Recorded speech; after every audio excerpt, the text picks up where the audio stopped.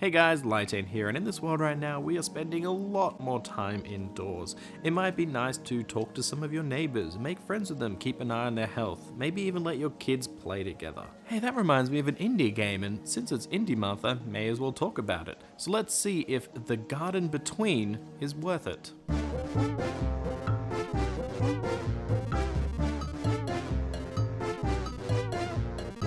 The Garden Between was released in 2018, created by Voxel Agents, a studio from my homeland Australia. Awesome! This is a small indie game that follows two teenagers named Arena and Frent, and I probably pronounced those names wrong. They are neighbors and friends, with the whole idea behind the game being exploring the memories of these two people. It's hard to truly tell you the story here like I usually do, because there isn't much of a setup here besides what I've already said. The rest of the story is shown through the game, and shown is the right word because there isn't any dialogue, which makes the game really easy to port to different countries, and it does make it feel a bit more timeless. So what do you do in this game? It is a straight up puzzle, where the main idea is to scale a specific memory that these two kids share. You do this by manipulating the flow of time. Each character has a preset path and they will follow it until they can't do anything else, but you can make them walk forward or backward through that path. The only other thing you can do is choose a character to interact with an object. Arena has a lantern and can hold orbs of light to use, and Frent can pull on ropes and activate certain things. That's all the controls you have in the entire game. At the top of each memory is the end of the level, a portal where you'll need a light to activate it. Now, while each character does have a preset path, you can manipulate those paths by changing the environment.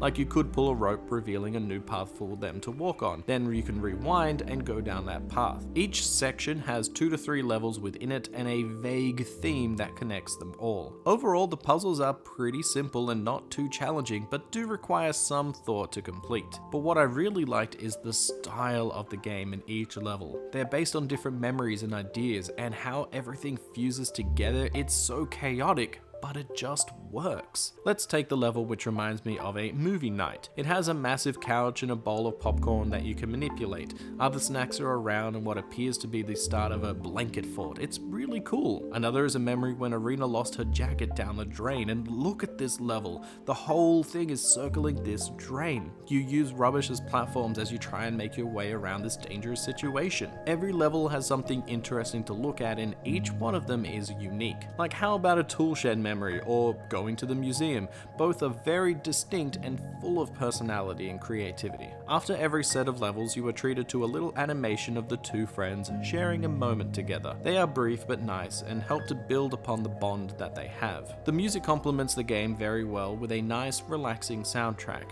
Composed by Tim Scheel, it's beautiful. I also really like the way the story was told through the environment and how you interact with it. You get a real sense of the two characters and how they relate to each other and how important they are to each other. The game ends well, though on a sad note. The lead designer Josh Bradbury said that this is a game based on past memories and how they kind of jumble together. You may not remember them all correctly, which is why you can change time in order to make the memory right in your head. It's a nice allegory for time and friendship, and it's really well executed. When I played through this game, I enjoyed it. While not very challenging, I couldn't wait to try out each level and see what they looked like. One thing against this game though, it is very short. There are 20 levels, but you can complete the game within about 2 hours, and there is very little replay value. Aside from going after some achievements, each puzzle is exactly the same, so once you know how to solve it, there's no challenge. In my opinion, The Gardens Between is worth it, as it is a very unique and lovely game. The style is fantastic and each level has something to draw you in. While not very challenging, it still requires some kind of thinking to get past each level, and there are a few tricky moments. My only major gripe with the game is how short it is, being about 2 to 3 hours. Also, at full price, this game is 25 Australian dollars, which is expensive. So while I think the game is superb, I don't think I can recommend it at full price. If you see it cheaper, then pick it up. Wait for a sale and then you'll be in for a visual treat.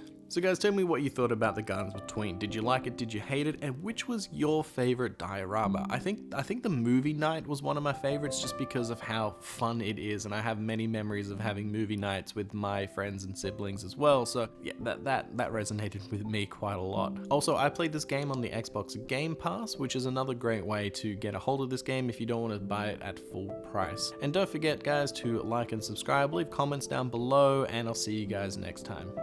Bye!